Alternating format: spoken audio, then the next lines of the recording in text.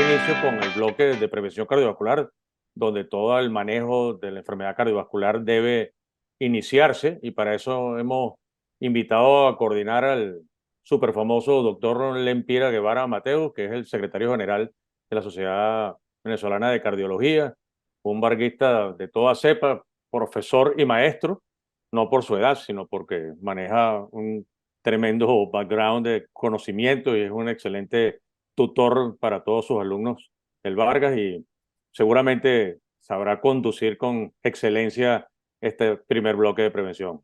Empira. Muchas gracias, José Miguel, por esa cariñosa presentación. Juan José, muchas gracias por la invitación a coordinar este bloque. Y este bloque Gracias a se ti. presenta de una manera muy interesante porque vamos a hablar sobre economía y prescripción y sobre dieta, ejercicio y riesgo cardiovascular.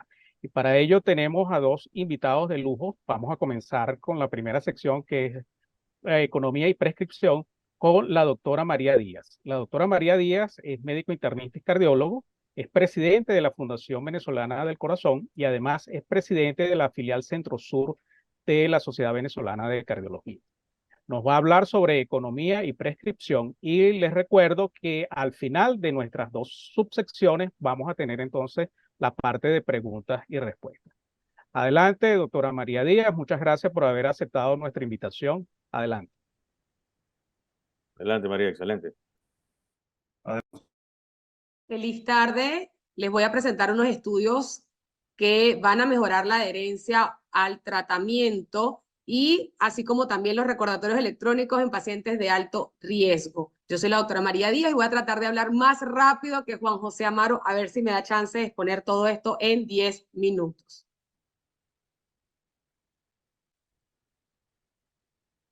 El estudio ACCESS es un ensayo clínico aleatorizado que va a evaluar el impacto de la eliminación del copago en medicamentos preventivos de alto valor para personas mayores que tengan bajos recursos económicos relacionados con las enfermedades cardiovasculares.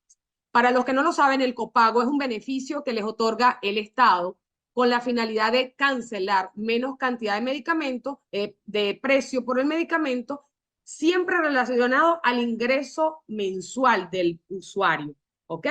Para nosotros acá en Venezuela es algo así como el deducible que pagamos en los seguros cuando ingresamos a un paciente por complicaciones. Entonces, este estudio plantea que 1 de cada 8 pacientes con enfermedad cardiovascular tiene poca adherencia al tratamiento, pues en relación a los costos. Por lo tanto, ¿será que existe una mejoría en la adherencia al tratamiento efectivo al eliminar estos copagos? ¿Esto potenciaría o mejoraría el control glicémico, control antihipertensivo, así como el riesgo cardiovascular? ¿Mejoraría los resultados clínicos? Por lo tanto, se hacen dos grupos. El grupo de intervención donde se va a eliminar el copago, es decir, el paciente va a obtener en 15 medicamentos seleccionados de valor para la reducción del riesgo cardiovascular el cero pago o el beneficio al 100% y se llama copago cero. Y el grupo control es alguien que va a continuar con un copago, con una reducción de la tasa de pago, un 30% solamente por el pago, pero va a entrar en un programa integral de educación para modificar el estilo de vida. Acá tenemos una imagen donde están todos los medicamentos que eliminaron del sistema de copago. Este estudio se realizó en Canadá, Alberta, durante 3 años. Aquí podemos ver las características basales de las cuales están seleccionados los criterios de ingreso. Pacientes mayores, ¿ok? Fíjense que el ingreso de la tasa anual es menor a $50,000 con enfermedad arterial coronaria, insuficiencia cardíaca, diabetes mellitus, enfermedad renal crónica, y estos pacientes son considerados de alto riesgo. También fueron incluidos aquellos que tuviesen 2 o más factores de riesgo, como fumador, diabetes mellitus, hipertensión, colesterol arterial, colesterol total elevado. En el objetivo primario podemos ver acá donde en la curva de Kaplan-Meier la línea roja nos muestra a aquellas pacientes donde se les eliminó el copago, es decir, que tenían un beneficio al 100%. Y en la línea negra, pues vemos a aquellos pacientes que seguían pagando el copago. En el objetivo compuesto en mortalidad por todas las causas no hubo diferencia estadísticamente significativa. En cuanto a los objetivos secundarios, fueron analizados cada uno de los componentes del primario, sin evidencia y adherencia al tratamiento farmacológico. Solamente les traje estos dos, que son los que mostraron algún beneficio o alguna diferencia. En cuanto a la calidad de vida, no hubo diferencia. En cuanto a los costos de atención médica, tampoco. Podemos concluir entonces que los pacientes adultos mayores con bajos ingresos y elevado riesgo cardiovascular, eliminar el copago aproximadamente esos $35 al mes no demostró mejorar el pronóstico, no demostró reducir los costos de atención médica, a pesar de una modesta mejoría en la adherencia al tratamiento fármaco. El estudio Coordinate es un ensayo aleatorizado bien interesante para múltiples intervenciones y mejorar así el estado cardiovascular del paciente con diabetes. Se basó en una triple terapia y manejo multidisciplinario simultáneamente. El objetivo era probar la eficacia de la intervención educativa innovadora a nivel clínico, ¿ok? Para mejorar la prescripción de las terapias con evidencia en pacientes con diabetes tipo 2 y enfermedad cardiovascular. En el grupo 1, la idea era lograr el manejo recomendado por las guías y la terapia clínica y la intervención multidisciplinaria a la vez o sumado a este grupo. Y en el grupo 2, los pacientes tenían las terapias recomendadas igual que las guías, pero con cambios del control de colesterol, la tensión arterial, etcétera, para medición de riesgo cardiovascular. Se hizo en 49 centros, ¿verdad? De los cuales realmente terminaron siendo 43 con intervención multidisciplinaria, 20 que contaba con un cardiólogo, con un endocrino y una enfermera especializada, y el 23 con el tratamiento usual según las guías. Estos pacientes incluidos fueron los pacientes que presentaran diabetes mellitus tipo 2, intolerancia, enfermedad arterial coronaria, enfermedad arterial periférica, enfermedad cerebrovascular, obviamente que no estuvieran tomando la triple terapia. Exclusión si ya tomaban los medicamentos, si incluían ya en su terapia habitual los SGLT y los GLP-1.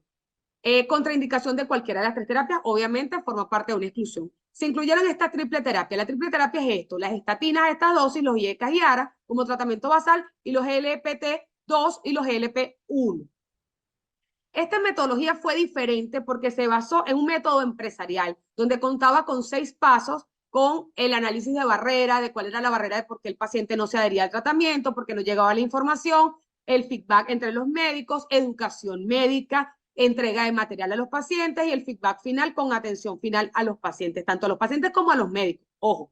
Y a su vez se tenía la intervención y educación médica. Podemos ver aquí en el punto final primario, donde el tratamiento usual evidenció, después de la intervención de la triple terapia o de la intervención de educación médica y este plan en modelo empresarial, un cambio porcentual de 23.4% absoluto y al final pues separación discreta de las rayas en las curvas de Kaplan-Meier a favor de la intervención médica y de la triple terapia. Entonces, se aumentó, que era el punto final primario, la prescripción de los 3 grupos, de las 3 terapias recomendadas y basadas en evidencia científica estadísticamente significativa. Acá les dejo el código QR del estudio Coordinate, ya que puede servir este plan empresarial o este modelo en otras especialidades. La intervención coordinada multidisciplinaria aumentó la prescripción de los 3 grupos de fármaco con evidencia, obviamente para mejorar el pronóstico de los pacientes con diabetes mellitus tipo 2 y enfermedad cardiovascular aterosclerótica. Continuamos con el estudio PCDS-Statin. Este es un estudio que se realizó con metodología y ya con intervención de teléfonos. La intervención para mejorar la prescripción de las estatinas en pacientes con enfermedad aterosclerótica a través de modelos de inteligencia artificial. Vamos a hablar aquí primero de unos conceptos que fueron planteados en este estudio y que no lo hemos hablado anteriormente. El uso de estatinas de alta intensidad, llamado HIS, o lo vamos a denominar HIS, en pacientes de alto riesgo cardiovascular, así como los efectos secundarios asociados a las estatinas, llamados SACE, que limitan el estudio. Ese fue el planteamiento. Vamos a entrar con una terminología, HIS y SACE. En los 27 centros de atención se dividieron en 2 partes. 14 centros fueron intervenidos y 13 centros fueron de atención habitual al paciente, normal, como la teníamos. ¿Qué significa la intervención? La intervención fue el recordatorio sincrónico. Vamos a meter este concepto. El recordatorio sincrónico es aquel automatizado que se envía al médico de atención de 2 a 7 días antes de la cita del paciente. Y el recordatorio asincrónico fue aquel que fue fuera de la atención primaria, recordándole al paciente que debe asistir y que debe tomar la estatina. Entonces, los resultados acá, 11.6% iniciaron la terapia intensiva o la terapia de estatinas, ¿verdad? De alta intensidad, con recordatorio sincrónico en comparación con 9.6, pero se enviaron 4.928 recordatorios, 73 asincrónicos y 27 sincrónicos, adicionalmente 4.500 y piquito recordatorios únicos. Entonces, el aumento de la terapia intensificada con estatinas fue de 9.1 a 10.9 aquellos con o sin SACE respectivamente, pero lo más importante de este estudio es que a lo largo del estudio 37 médicos, que representó un 31.6% de la población, en los sitios de intervención optaron por no participar y no seguir recibiendo los recordatorios médicos. En conclusión, Los recordatorios individualizados, ¿ok?, como se hicieron únicos y procesados centralmente, condujeron a un significativo aumento del uso de la terapia intensificada con estatinas o intensiva con estatinas y la adherencia a las estatinas en pacientes con enfermedad cardiovascular, pero con el tamaño del efecto fue muy pequeño. En el estudio Superlipid, ya para terminar, los pacientes con alto riesgo en el programa Superlípido, 2 ensayos se hicieron simultáneamente y por eso se llama Superlipid, aleatorios para fomentar la referencia de los servicios en farmacias centralizadas. Trabajamos con la misma terapia, con el mismo sistema de aviso, pero esta vez se incluyeron a las farmacias centralizadas para el inicio de estatinas, basado, por supuesto, en evidencia. Esto se plantea porque el 50% de los adultos estadounidenses con una indicación no reciben estatinas de alta intensidad recomendada por las guías. La hipótesis es que los escenarios, la gran mayoría de los médicos dicen que recetarían las estatinas, pero realmente no es lo que ven en la práctica clínica, y que los médicos no tienen tiempo o tienen el tiempo limitado para cubrir las necesidades agudas y preventivas en la visita al consultorio, no tienen tiempo asignado para la gestión de salud de la población o preventiva. Entonces, se puede recurrir a los sistemas farmacéuticos para aumentar las prescripciones de estatinas en los pacientes que realmente lo necesitan y adecuados. Entonces, se hizo una metodología elegible por algoritmos virtuales, asignados a un proveedor de atención médica en las clínicas participantes que no estaban recibiendo una estatina de intensidad alta o moderada, a pesar de tener la indicación. Estas farmacias centralizadas recibían 2 tipos de grupos. Los pacientes que vienen de la atención primaria y los pacientes que vienen de los centros clínicos especializados. Los criterios de inclusión: pacientes con riesgo de enfermedad cardiovascular, diabetes mellitus, colesterol elevado, hiperlipemia familiar, enfermedad cardiovascular ya preestablecida, exclusión, por supuesto, alergia, intolerancia, tasa de filtración glomerular menos de 30, hemodiálisis, embarazo, etc. Vemos acá entonces a los pacientes asignados con indicación formal de la estatina en 16 centros de atención primaria, el grupo 1 y el grupo 2, donde iban a recibir los dos inicialmente durante los primeros 3 meses el tratamiento usual, y después de los 3 meses se les iba a hacer la referencia y el recordatorio de la referencia al médico para el sistema farmacéutico más cercano, y se iba a evaluar al final de los 9 meses las prescripciones de estas estatinas y el aumento. Podemos ver aquí la prescripción de cualquier estatina, tanto en el grupo 1 para el grupo 2, el azul es lo usual, y la intervención de la llamada o de la notificación fue después de los 3 meses para el grupo 1 y después de los 6 meses para el grupo 2, y vemos que porcentualmente no hubo gran aumento, así como la prescripción de estatinas apropiadas, tanto para el grupo 1 como para el grupo 2, después de la notificación virtual, tampoco hubo un gran aumento porcentual.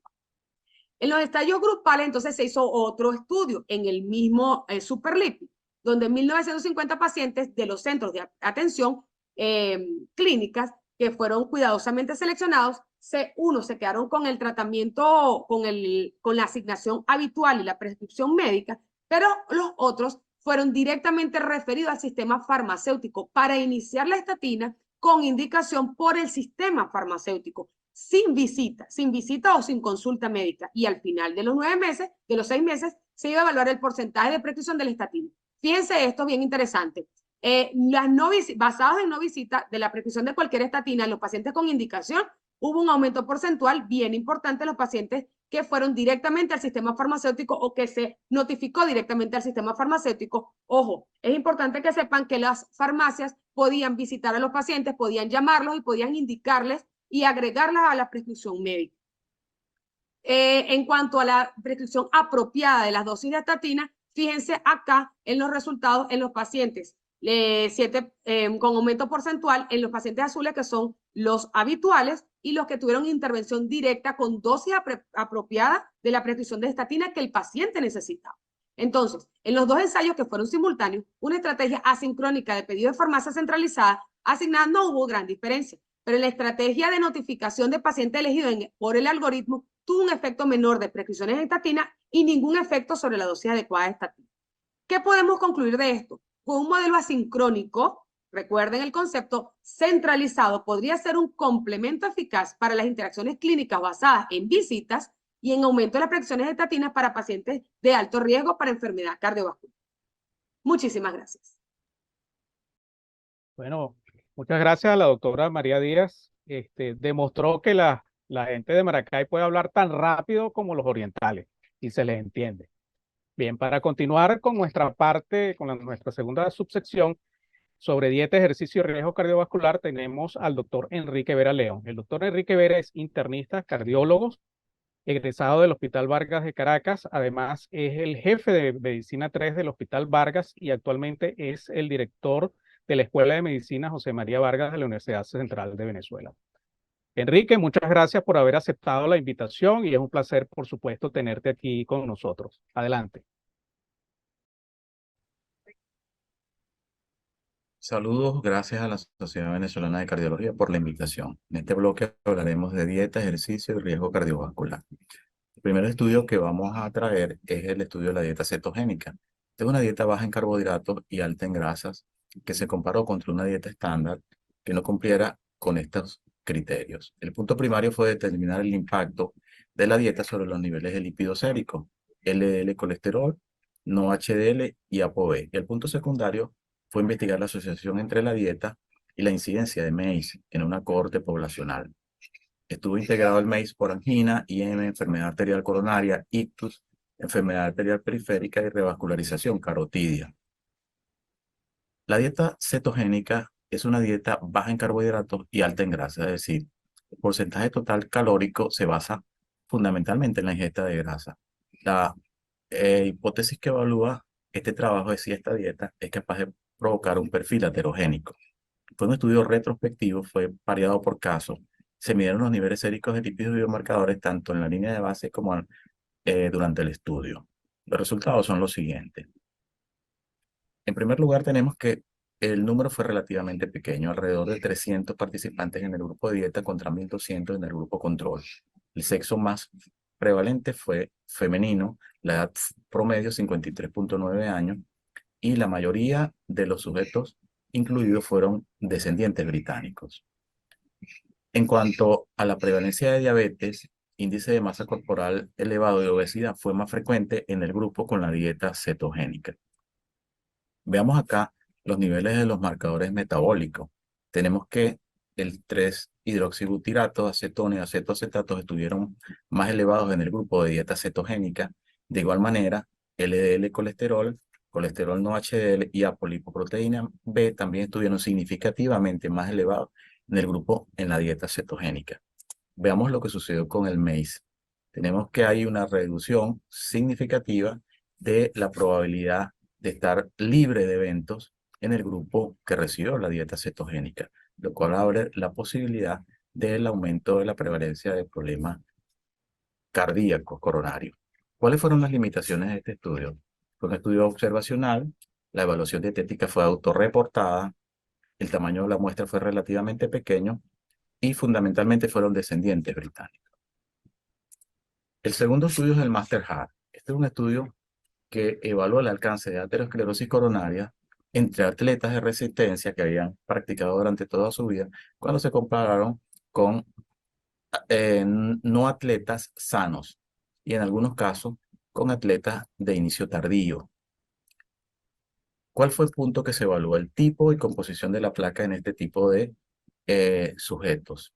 Fueron sujetos, todos hombres entre 45 y 70 años, practicantes de deporte, fueron captados a través de información en una página web.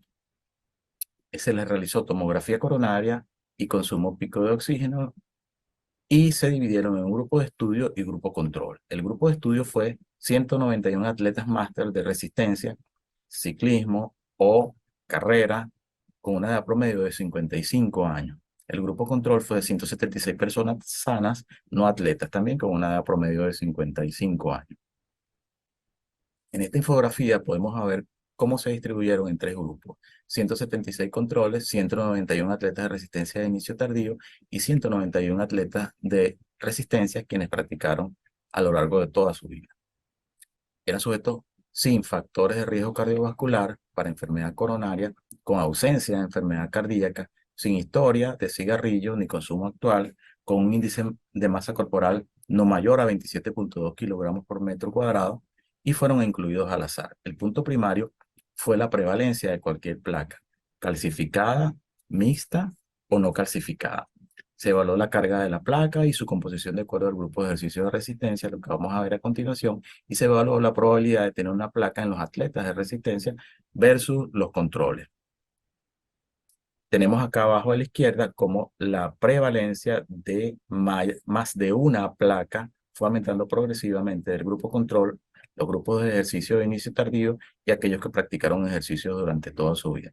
Esto introduce la paradoja de que son sujetos con el estándar quizás más alto en prevención en cuanto a realización de ejercicio y la prevalencia de placas es mayor en ellos. Cuando se evalúa el tipo de placa, tenemos que la placa que está en amarillo, que es la calcificada, fue menos prevalente en este grupo. Ellos tuvieron una mayor prevalencia de placa no calcificada y de placa mixta. En cuanto a la probabilidad de tener una placa, en estos atletas, cuando se compara con controles, tenían una relación de riesgo de 1.78 para tener más de una placa mixta, 1.86 para tener más de una placa coronaria, 1.95 para más de una placa no calcificada, 1.96 para más de una placa proximal y 2.8 para tener más de una placa proximal no calcificada. Este estudio Master Heart introduce esta paradoja de enfermedad coronaria en atletas veteranos que han practicado durante toda la vida. Continuamos ahora con el estudio RED-CVD. Este estudio exploró la mejoría del diagnóstico precoz de enfermedades cardiovasculares en pacientes con diabetes tipo 2 y EPOC. El estudio fue llevado a cabo en 25 centros de cuidados primarios. Es un estudio al azar, controlado. Se evaluó estrategias diagnósticas proactivas paso a paso para identificar enfermedad arterial coronaria, fibrilación auricular e insuficiencia cardíaca en la comunidad. Fue llevada a cabo en Países Bajos. Se aplicó en primer lugar un cuestionario sobre factores de riesgo y síntomas que era rellenado en casa por el paciente antes de asistir a la consulta de un programa de diabetes o enfermedad pulmonar obstructiva crónica. En segundo lugar, para pacientes con score elevado, se les sometía a un examen físico llevado a cabo por enfermería y enfocado en la detección de IC, realización de un electrocardiograma de 12 derivaciones y medición de NT-proBNP. Una vez que se completaban estos dos pasos, iban a la interpretación por un médico general o se realizaba una ecocardiografía. ¿Cuáles fueron sus resultados? Los resultados fueron los siguientes. En el grupo de intervención se detectó un 8% del punto final primario, es decir, un 8% de casos nuevos de IC-FA y enfermedad arterial coronaria cuando se comparó con el grupo control donde se detectó un 3.2% en la consulta estándar. La relación de riesgo fue 2.83% y esta posibilidad de detección aumentada de IC, enfermedad coronaria y fibrilación fue consistente a lo largo de los 3 diagnósticos. Este estudio RED-CVD tuvo las siguientes limitaciones. Una de las fundamentales es que existen programas para manejo de riesgo de enfermedades cardiovasculares en estos países. El siguiente estudio y último es el estudio SELECT. El estudio SELECT probó la hipótesis de que el semaglutide, un medicamento que había reducido eventos cardiovasculares en sujetos diabéticos, pudiera dar estos mismos resultados en sujetos no diabéticos con sobrepeso. Para ello, se incluyeron sujetos mayores de 45 años con enfermedad cardiovascular, con un índice de masa corporal mayor a 27 y sin diabetes. Fueron sometidos a recibir el semaglutide de 2.4 miligramos subcutáneos. Este medicamento es un agonista del péptido 1 similar al glucagón y el tiempo de exposición del medicamento fue 34.2 semanas, más o menos 13.7. El tiempo de seguimiento total del estudio fue 39.8 semanas. Y el punto final primario compuesto fue muerte cardiovascular, infarto del miocardio no fatal, ictus no fatal y un punto de seguridad. Acá podemos ver que el semaglutide probó reducir el punto primario compuesto, probó reducir las muertes de causa cardiovascular, también la presencia del punto primario de insuficiencia cardíaca y de muerte por cualquier causa. Acá podemos ver que hubo una reducción del punto primario y fue significativa. El semaglutide fue descontinuado en 16.6% de los pacientes contra 8.2% del grupo placebo, lo cual fue significativo desde el punto de vista estadístico. Para finalizar, queremos decir que el perfil lipídico de tipo heterogénico con la dieta keto-light es importante y es probable que también aumente el MACE. Hay mayor prevalencia de placas coronarias no calcificadas mixtas y en posición proximal en deportistas que practican ejercicio de resistencia a lo largo de la vida, que los cuestionarios para ICFA y enfermedad cardiovascular aumentan su detección en programas de diabetes y EPOC, y que el semaglutide reduce eventos cardiovasculares en pacientes obesos no diabéticos con un significativo riesgo de abandono por efectos adversos. Muchas gracias. Bien, muchas gracias, doctor Vera. Esa última lámina me parece fenomenal, pero es una mala idea para el doctor Juan Amaro porque es capaz de que para el próximo MECA nos exige que presentemos los trabajos en una sola lámina, porque allí se resumió todo. Exactamente. Vamos a comenzar entonces ahora con las preguntas. Hay muchas, pero hay un vocablo ahí que utilizó la doctora María Díaz y es el copago. Y a nosotros eso no lo entendemos mucho. Doctora María, ¿nos pudiera usted dar un ejemplo caribeño de cómo sería el copago para nosotros poder entender mejor eso? Sí, el copago es, buenas noches, nuevamente por acá, ya de noche aquí. El copago es una forma o un beneficio que obtienen las personas con escasos recursos o con bajos recursos, claro. Para ellos, bajos recursos les llaman a menos de $50,000 anuales. Para nosotros en Venezuela, eso sería mucho dinero. ¿Ok? Entonces, dependiendo del porcentaje que devengan mensual, eso les genera a ellos un porcentaje de descuento. Por ejemplo, les pongo un ejemplo, $18,000 representa un descuento de un 70%, por lo tanto, las personas que van a adquirir en farmacia sus medicamentos solamente pagan el 30%. ¿Ok? Entonces, de esa forma, pues se benefician, es simplemente un beneficio. ¿Qué pasó con estos estudios? Dijeron, bueno, si nosotros vamos a quitarle ese copago y que la gente no tenga que pagar absolutamente nada para ver si logramos la adherencia. Y aún así, no fue estadísticamente significativa la adherencia al tratamiento o el seguimiento del tratamiento a largo plazo. La adherencia es un tema mucho más complicado que simplemente darle los medicamentos al paciente, va mucho más allá. Sí. Ahora vamos a ir turnando un estudio y un estudio para ver si lo logramos cubrir todos. El estudio Keto fue un estudio que mostró mucha controversia cuando se presentó en el ACC, pues, o sea, todo el mundo saltó de los asientos cuando mostraron que una dieta que hacía perder mucho peso en las personas resulta que producía un perfil malo desde el punto de vista cardiovascular. Doctor Vera, ¿nos puede decir si la dieta keto va a quedar como un componente para ayudar a perder peso al paciente o definitivamente los cardiólogos y los internistas tenemos que desecharlo del armamentario para controlar factores de riesgo? Eh, sí, de acuerdo a los resultados, la dieta keto definitivamente modifica el perfil aterogénico del paciente y no es una dieta recomendable desde el punto de vista cardiovascular. Además, este estudio, Keto-like, mostró que el MACE está elevado, entonces existe la posibilidad de que haya un aumento de riesgo cardiovascular, de eventos cardiovasculares. Eh, es interesante que la dieta keto, en esencia, es reducir carbohidratos y aumentar grasas, pero hay grados de dieta keto y hay gente incluso con dietas keto estrictas donde menos del 10% de los carbohidratos, del total de ingesta calórica es carbohidrato y casi todo grasa. E incluso este tipo de dieta se ha usado en deportistas de alto rendimiento y también en esos deportistas ha demostrado que tiene un perfil aterogénico desfavorable. Más aún, en publicaciones recientes del Colegio Americano de Cardiólogos, cuando comparan las dietas en una tabla, la dieta keto llega detrás de la ambulancia, por decirlo así, llega muy lejos.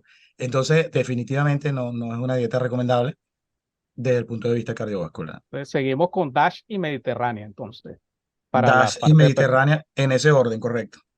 perfecto. Bueno, eso era también una pregunta de la comparación de DASH y Mediterránea de uno de los asistentes como público a esta sesión. Doctora María, usted mencionó que el estudio Coordinate utilizó un método empresarial y entonces, bueno, los cardiólogos ahora no solamente tenemos que saber de cardiología, tenemos que saber de endocrino, de oncología, de inteligencia artificial, de todas estas cosas. Y ahora se introduce esta cuestión de un método empresarial dentro de la consulta de cardiología. ¿Cómo sería eso? El método empresarial lo que buscaba era entender el problema de por qué no hay adherencia al tratamiento. Y entonces un equipo multidisciplinario, tal cual como lo puedes hacer en una empresa, de buscar desde el que barre hasta el ejecutivo, buscar todos sus problemas. Entonces fueron encuestas, es un estudio bien interesante, ese código QR nos da acceso a todas las encuestas en línea y todas las encuestas en físico que se hicieron para poder incluso aplicarlos. Ellos permiten allí, si te metes, permiten allí el acceso a todo el material. Entonces, ese método de barrera de comprensión, luego entrenaron a los médicos, luego entrenaron a los pacientes, dieron el material, ahí está también el material a repartir, educaron durante 3 meses para poder lograr la adherencia y tan solo así, fíjense que allí sí se evidencia un poco más el porcentaje, porcentualmente la adherencia al tratamiento con una diferencia, aparte del seguimiento. Cuando ellos hablan de una enfermera especializada, es como una enfermera especializada en cardiología. Entonces era el cardiólogo, el endocrino y la enfermera detrás del paciente y así fue la única forma que lograron una mayor adherencia. Ahora, ¿se pudiera aplicar ese sistema acá o implica mucho personal, mucha inversión de dinero? ¿La diferencia entre el control y el experimental justificaría una inversión tan grande en tiempo, en dinero y en personal en nuestro país? Mira, en cuanto al personal, no tanto. Sería la base de datos. Yo creo que la base de datos, empezar a crear la base de datos de pacientes es fundamental, pero nuestros centros hospitalarios pues no cuentan de repente con esa tecnología. Pero déjenme decirles que yo creo que hacia allá vamos, porque fíjense que avisaban, daban el método de tanto de aviso al equipo multidisciplinario, al paciente, y si queremos lograr reducir los eventos cardiovasculares a nivel mundial, creo que hacia allá va la línea cardiovascular. Es un gran esfuerzo, ¿no? Sí, es mucho esfuerzo y por eso le preguntaba si se justificaba todo ese esfuerzo para aumentar un poco la adherencia al tratamiento. Claro que se Y bueno, justifica, sí, pero es mucho. es cuestión de aplicar números y ver las ganancias, ¿no? Y llegamos al ejercicio. El estudio presentado por el doctor Vera, el Master Heart, fue un estudio que también presentó muchísima controversia cuando se presentó, porque bueno, si nosotros todos abogamos a favor de hacer ejercicio, entonces, ¿cómo es esto que los que supuestamente, como bien lo dijiste, Enrique, cómo es esto de que los atletas altamente entrenados, bueno, tienen placas más complejas que los que nos sentamos a ver televisión nada más? Sí, definitivamente los resultados mueven mucho el piso desde el punto de vista del conocimiento en ejercicio y prevención. Y fíjese, estos eran atletas que desarrollaban más de 8 horas de ejercicio intenso por semana, con toda la vida practicando ejercicios, especialmente ciclismo y trotar, correr. Y a pesar de ello, o sea, la verdad que el perfil del tipo de lesiones que tiene es muy preocupante. La mayoría fueron lesiones mixtas o no calcificadas, muchas de ellas proximales, en un número aumentado cuando lo comparan con un grupo de sujetos sanos, pero no deportistas. E incluso cuando se compara con deportistas que comenzaron a desarrollar su actividad después de los 30 años, lo que llaman tardíos, en ese caso también, este tipo de deportistas que se supone que es el estándar más alto en prevención, salen en peores condiciones. Entonces, creo que introduce esa paradoja de qué está pasando. Si la dosificación del ejercicio también tiene una importancia y es posiblemente el asunto allí, que quizás un ejercicio tan intenso tampoco sea tan cardio seguro, por decirlo de esa manera. ¿Qué nos diría José Miguel, que es un aficionado fuerte a los deportes aeróbicos, y Juan Amaro? Sí, ese estudio es particularmente hermoso en la forma en que se implementó. Se evaluaron a los pacientes con VO2 máximo para catalogarlos como atletas. La mayoría estaban por encima de los promedios normales, incluyendo los sedentarios. No había factores de riesgo cardiovasculares en esos pacientes. Se excluyeron todo el que tuviera al menos un factor de riesgo cardiovascular y se usaron equipos de tomografía, la mínima cantidad de cortes que hacía un equipo de tomografía en este estudio era de 125 cortes, 256 hasta 320. O sea que se hizo fue muy cuidadoso el estudio y bueno, solamente demostró que las placas arterioscleróticas, la carga de placa arteriosclerótica, particularmente de los segmentos proximales, como decía muy bien Enrique, es mayor.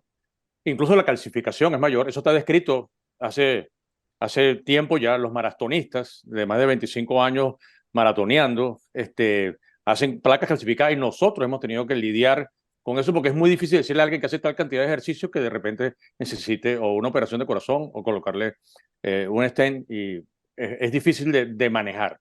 Probablemente hay una curva en J en el ejercicio, probablemente, aunque eso fue una de las conclusiones del estudio, eso provocó mucho desánimo en los aficionados al deporte, pero como todo, el exceso de estrés sobre la pared vascular produce reparaciones continuas a lo largo de los años, eso produce entonces calcificación como un medio de protección, porque teóricamente calcificadas son más estables las placas y bueno, en el medio probablemente está exactamente como en la mayoría de las cosas estarán las respuestas. Pareciera que el ejercicio, yo tengo rato diciendo que el ejercicio físico es bueno, pero poco. El otro punto es que definitivamente el flujo ateroprono, que se llama el flujo de cizallamiento en los segmentos proximales de las coronarias, ese flujo, cuando la sangre circula a una gran velocidad, definitivamente es lo que hace que el endotelio se altere y produce placas en esa zona. Definitivamente. Exacto, probablemente ahí es donde está el problema. Hay que hacer ejercicio, pero tiene que ser ejercicio poco. Probablemente. De todas maneras, hay que dejar claro que aquí no se demostró de ninguna manera correlación de este hallazgo con eventos clínicos. O sea, que no es que esto demostró que tu paciente tuviera más eventos durante el seguimiento, y eso es muy importante dejarlo claro. Esto no está correlacionado. Esto es un hallazgo anatómico que abre este espacio hermoso para la discusión, que es muy interesante y además muy bien realizado el estudio. Casualmente nos comenta aquí en el chat la doctora Maye que ella vio un paciente deportista que trota 3 horas diarias por muchos años, llegó con un infarto de evolución y cuando se hizo la coronariografía tenía enfermedad de 3 vasos. Total. Bueno, porque hay otra cosa. Hay algunos deportistas que tienen factores de riesgo bien identificados, tanto genéticos como de la vida diaria, y esos van a ser enfermedades. Disminuyes el riesgo de eventos cardiovasculares con el ejercicio, pero no es que estás inmunizado de tener un evento cardiovascular si tienes el colesterol alto, tienes presión alta relacionada con el ejercicio, o si fumas pero trotas. Es complicado, hay que escudriñar bien. Por eso te decía que en este estudio no hubo pacientes con factores de riesgo. Eso es lo muy importante. Un porcentaje alto de pacientes que hacen ejercicio creen que no hace falta tomar medicamentos. Que no se falta más nada, pues. Porque eso los protege. Y ahí es donde está el error. Y eso es un auténtico peligro. Sí. Doctora María, vamos a darle con preguntas más cortas y respuestas cortas para que alcance. PCDS, estatina, el recordatorio. Esto 9 minutos. 9 minutos de. Sí, no, pero tú dijiste que hoy podíamos tener un poquito más. No, pero haciendo esa consideración incluso. Ok. Entonces, estos estudios, economía y prescripción, se basaron mucho en tratar de mejorar la adherencia y el nivel de prescripción adecuado a las guías. El recordatorio electrónico funcionaría en nuestro medio, o sea, que uno esté pasando la consulta y de repente le sale una banderita ahí, mire, la estatina. O más bien derivado a la farmacia, como demostró el estudio Superlipid. Sí, de hecho, una de las fallas del estudio fue que se salieron los médicos porque hay una fe de rata por allí cuando uno se cuenta en el foro y realmente no quisieron recibir más notificaciones 7 días antes seguidas que les tocaba al paciente para colocarle los niveles de estatinas que correspondían. Entonces, fíjense que utilizar el sistema farmacéutico no está mal porque nos dio un porcentaje mayor de adherencia y de indicación desde la farmacia y realmente si te pones a ver desde el punto de vista estadístico, simplemente le llegaron los valores a tal nivel, le corresponde tanto de estatina y un farmacéutico guiado, por supuesto, lo pudiese hacer. Y eso es lo que nos viene a mostrar ahora la tecnología, ¿no? Totalmente. Sí. Y es imposible que nos sigan bombardeando con más notificaciones. Es imposible que alguien lo tolere. O sea, no puede recibir más notificaciones. Y eso nos lleva al comentario del otro trabajo que presentó el doctor Vera, que es el RED-CVD, que fue el ayudar a mejorar el diagnóstico de patologías cardíacas, empezando con un nivel muy bajo. empezando con enfermería. Doctor Vera, ¿cómo vemos la perspectiva de esos estudios? Porque cuando uno ve esos estudios afuera, dice, bueno, ¿cómo puedo yo tratar de implementarlo en mi ambiente local? Pues, Sí, ¿es la buena la pregunta idea? ¿Es mala? es muy interesante, de verdad, esta manera de aumentar el diagnóstico de estas tres patologías. Y yo pienso que sí es aplicable. Claro, las condiciones actuales todos las sabemos, ¿no? Pero, o sea, es aplicable. La enfermería realiza un examen simplificado cardiovascular y un electrocardiograma de 12 derivaciones y prescribe el ProBNP, pues. Y esa información va a ser evaluada por un médico general, incluso por lo que dice acá, un médico de atención primaria. Algunos de estos pacientes se les realiza ecocardiograma. Eso sería, digamos, una limitante como parte del flujograma que se utilizó. Ahora, yo creo que esto pudiese ser implementable considerando, digamos, la carga de enfermedad cardiovascular y lo que se espera, sobre todo en países como nosotros, en países de escasos ingresos o de medianos ingresos, de aumento de prevalencia de enfermedad cardiovascular coronaria, especialmente. Entonces, a mí me parece interesante, la verdad, claro, las condiciones de nuestro país no hacen quizás, digamos, de momento implementar esto por falta de personal, básicamente. Estos estudios han demostrado o están demostrando que descargar un poco al médico de lo que significa las prescripciones, los recordatorios, todo eso funciona bien si hay una sistemática para poder, ¿no? Entonces, de que el personal debidamente entrenado, no necesariamente un médico, pueda ir siguiendo al paciente y recordándole al paciente. Y eso nos hace retroceder a uno de los estudios que presentó la doctora María, donde el recordatorio que se le envió a los pacientes funcionaba mejor que el recordatorio que se le enviaba a los médicos. O sea, el paciente recibía el recordatorio y iba al farmacéutico mucho más precozmente que si se lo estuviera diciendo el médico. Totalmente. Eso es bien Sí, interesante. No correcto. sé si tienes algún comentario, José Miguel o Juan, para tener una pregunta que va a generar mucha discusión o mucho diálogo con el doctor Enrique.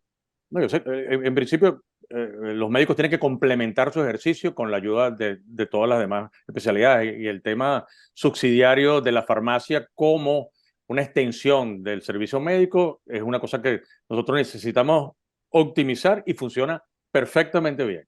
No necesariamente tenemos que ser médicos para hacer seguimiento de muchas prescripciones o para iniciar prescripciones con determinados valores si lo acordamos previamente el del grupo médico que está manejando los pacientes. Carlos, por supuesto, eso Y recomendarle a los produce, pacientes. probablemente sea más fácil poderlos implementar por el tipo de consulta en los sitios públicos más que en los privados. En los privados implicaría que se desarrollara alrededor del médico cardiólogo o del internista un sistema de prescripción, de seguimiento que eventualmente encarecería mucho más la consulta, ¿no? O sea que es más difícil. Por ahí el doctor Carlos Ponte levantó la mano. Yo quiero, porque si hay un tema complicado en la prevención cardiovascular es el cumplimiento de las medicinas y que el paciente logre las metas. Yo un ejemplo claro en hipertensión. Los dos sistemas que han logrado un mejor control en hipertensión arterial es el del sistema Kaiser Permanente y estudios como el estudio de los barberos. Es una medicina simplificada, en donde el médico tiene poco que pensar, sino simplemente seguir las instrucciones. Si la presión es tal, dale la pepita azul que tiene 2 drogas. Si en la segunda visita la presión no se controla, dale la pepita roja que tiene 3 drogas. Y eso ha logrado tasas de control superiores al 80%. Y eso lo puede hacer perfectamente un personal de enfermería entrenado, como dijo María, o un personal de farmacia, como comentó Enrique. Hacia allá tenemos que ir y sacarnos de ese cassette de que los médicos lo podemos todo. Ese personal es indispensable si queremos lograr mejores controles en estas patologías. Doctor Vera, y ahorita probablemente estamos viviendo la época de los CGLT2 y GLP1 y presentaste un estudio que fue el SELECT, donde habla de los resultados de semaglutide. Estaremos en el momento de que todo paciente con cardiopatía va a recibir algunos de estos medicamentos ya como que los 4 fantásticos de insuficiencia cardíaca, todo paciente que tenga patología cardiovascular debe incluir alguno de estos medicamentos independientemente de otras consideraciones. Yo creo que este tipo de medicamentos está cambiando la práctica definitivamente. El perfil de estos medicamentos aborda o impacta varios blancos dentro de lo que es la prevención cardiovascular. Fíjense que es muy interesante el estudio SELECT. Está hecho en sujetos con sobrepeso y obesidad, pero y con enfermedad cardiovascular, pero no diabéticos. Entonces, ¿qué sucede? Demuestra que es capaz de reducir los eventos, el punto combinado de muerte cardiovascular, infarto e ictus no fatal. A la pregunta de que pierden peso, sí, es verdad. La pérdida de peso fue un poquito menor al 10% y también reduce circunferencia abdominal. Este es el efecto primario de este tipo de medicamentos que se han utilizado para reducción de peso. Pero los resultados de este estudio no son los que se han obtenido en otros donde la reducción de peso ha sido mayor incluso que acá, alrededor de 15%.